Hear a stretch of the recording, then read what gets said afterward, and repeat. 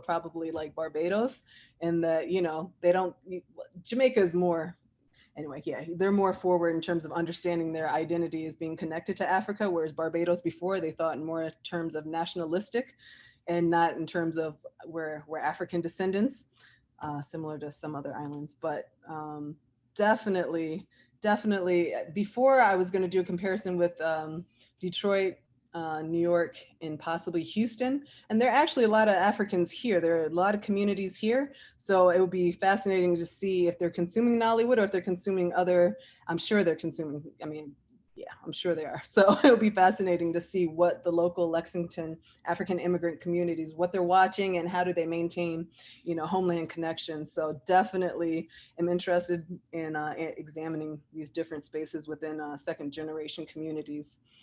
Definitely. And it's a good way. Yeah. If I can't travel, then this is another way to do that. If I may jump in, as a Nigerian raising kids in the diaspora, I think that you will find um, some differences depending on how the parents got here to start with.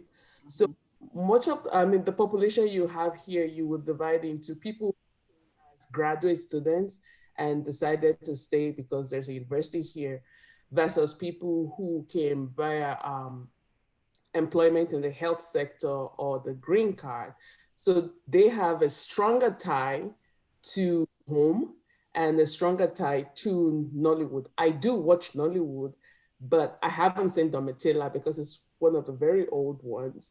So as I watch what's on Netflix, and my kids will watch at times.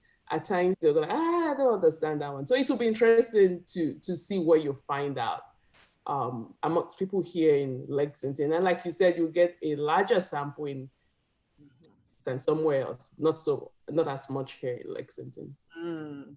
Yeah, definitely. No, that's a very good yeah, yeah, definitely. It makes a difference. I know in Brazil, sometimes they were just like, why are you in our community looking for a night? Why are you studying Nollywood in Brazil? Why don't you go to Nigeria? What are you doing here? I'm like, I'm interested in the diaspora connections. And literally like people, you know, so, and then many people, yeah, you're right. And then it also depends on how, and so in the spaces that I was in within, for example, Sao Paulo, the immigrant community there, a lot, some people had, I didn't realize at the time, which is probably a good thing, you know, many people had jumped on the boats, you know, ships, freights, and entered the country, and which explains why people wouldn't share certain information with me. But literally, you know, they were entering in different ways, and some were, you know, seeking asylum, other were graduate students, other, you know, so you're right, different business. And so, you know, and most of the people that were businessmen or had come for studying, I would not find them in the area that I was in. So the area that I was in was more, yeah, it was a interesting merchant community that was there. That, yeah. So yeah, it totally depends on the background, how people are entering different spaces. Definitely. All right. Other questions?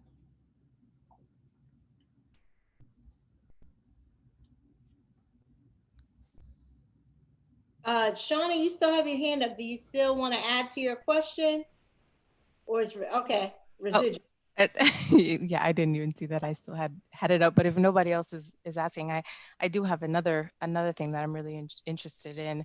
You know, I mentioned watching Bollywood growing up, and you know, it wasn't until I got to university that I even engaged with Indian filmmakers like Satyajit Ray, for example.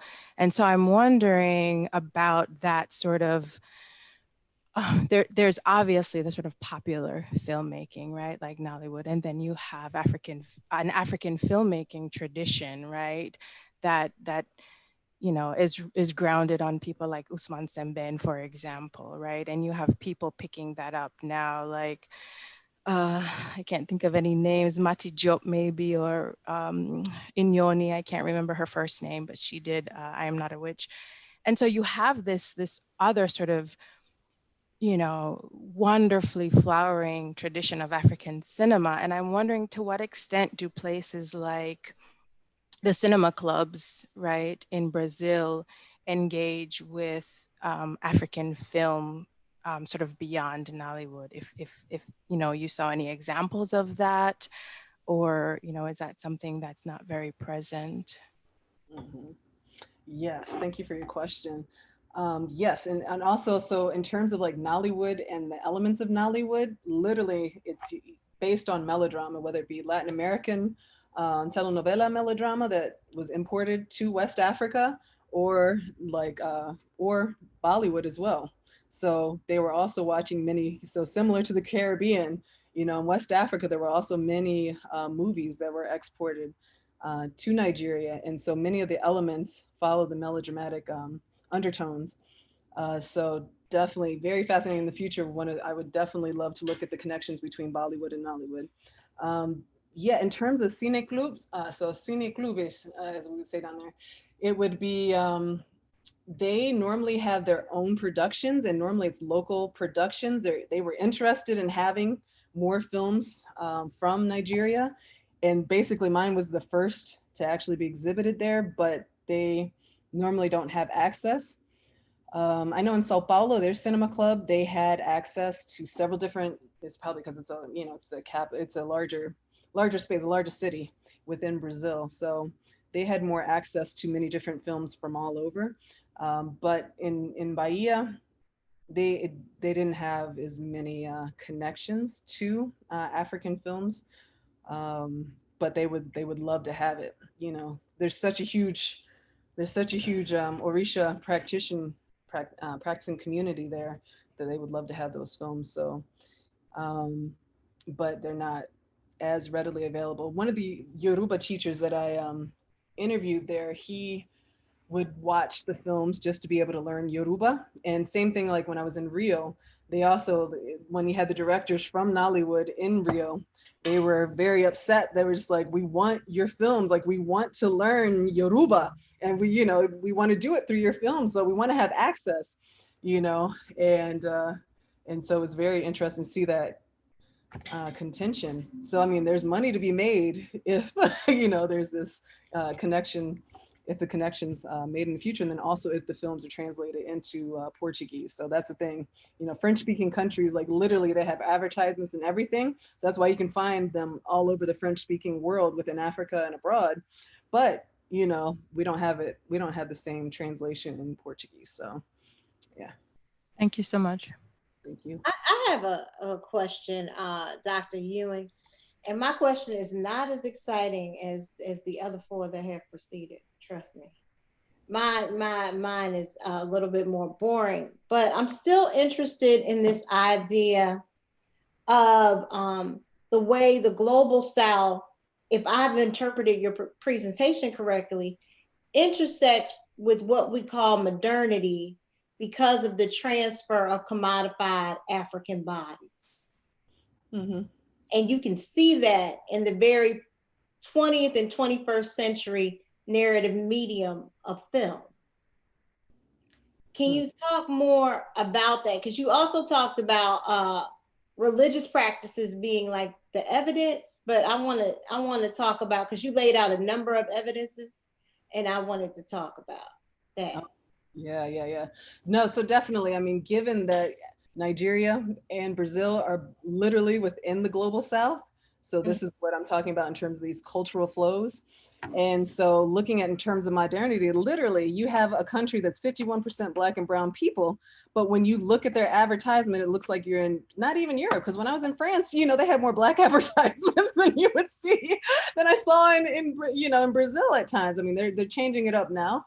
But still, it's very Eurocentric in terms of thinking and in terms of what it means to be a citizen of Brazil, even though you have a population that's predominantly Black and brown. You don't see that representation in the media, in the movies, within social media. So you have many people like Lázaro Ramos and different people that are fighting, that are creating productions that are trying to change these narratives, and show, literally, when I was there in 2013, there was a telenovela called Lado a Lado, Side by Side. And it was like the first time that you actually, really got to see, I mean, okay, you did have Chica da Silva, back in the day, but it was like the first time where you really got like representation of, even though it was colonial times for the most part, but you got to see Black and white people side by side and like literally understand their histories in different ways. And it was actually, they had historians that actually wrote the narration. So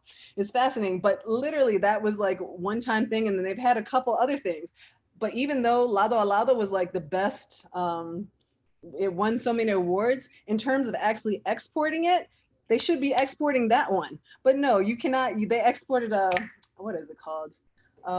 They ended up exporting another one that was a watered down version of Brazilian Life. Gosh, I forgot what the name of it, Mel.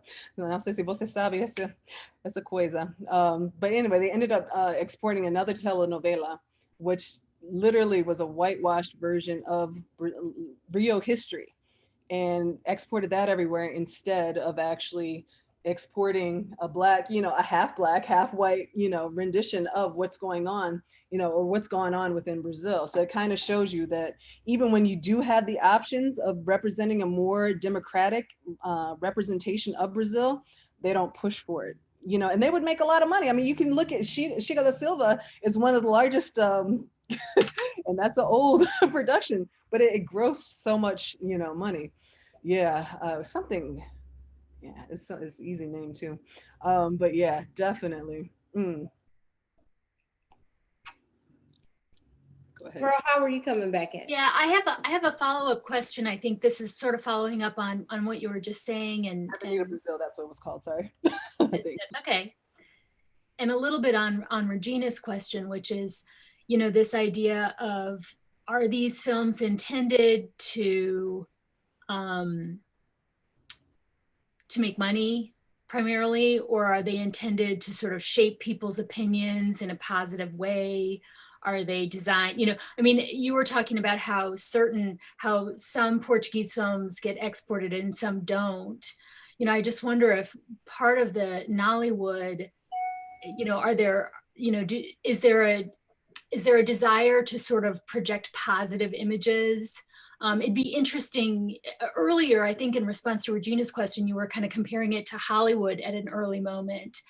And one of the things that Hollywood did early in its history is it censored itself so that it would seem less sleazy, right? Fewer sleazy topics and more wholesome entertainment so that they could go more mainstream and like appeal to more audiences, right? It would be interesting for you to talk about whether Nollywood has any kind of pressure like that, to kind of produce positive images of Nigerian culture, or if it's just kind of, anything goes, whatever's most popular and most entertaining is that the factor that determines what gets made? Anyway. Oh yeah, very. So many of the producers right now are evangelical Christians, and they are producing moral films to basically counter. So in terms of depictions, a lot of times you're going to have certain narratives about, voodoo or juju or, different things, because they're trying to get people to become Christian and moral Christians in that way. So the government literally, they were trying to get a hold and censor many of the Nollywood movies and saying, hey, will you stop showing so many sacrifices and different things? People are going to think that's all we have over here, because of the content. And it looks as if, there's all this, magic and witchcraft and all this other kind of stuff. Why are you all trying to give this portrayal of our country? So they definitely have had censorship. And now that they're actually putting money into the film industry, I'm sure there's going to be probably different stipulations in that way. Many people like Tunde Kalani, which is also kind of on the same level as Osman Sembene, the father of African film, many people say. So he's, his work, he has preserved it in a way of, he's been able to cross over in ways that Osman Sembene has not been able to do. So, Osman, his product, was produced outside and was mostly exhibited outside of Africa, whereas Tunde Kalani it's shown outside of Africa in different exhibition spaces as well as within. And his work literally tries to preserve Yoruba culture and not bastardize it as, many of the contemporary Christian directors do in the same way. So in a way, but it's fascinating to see that, because see the religious connection. So, you know, at the same time,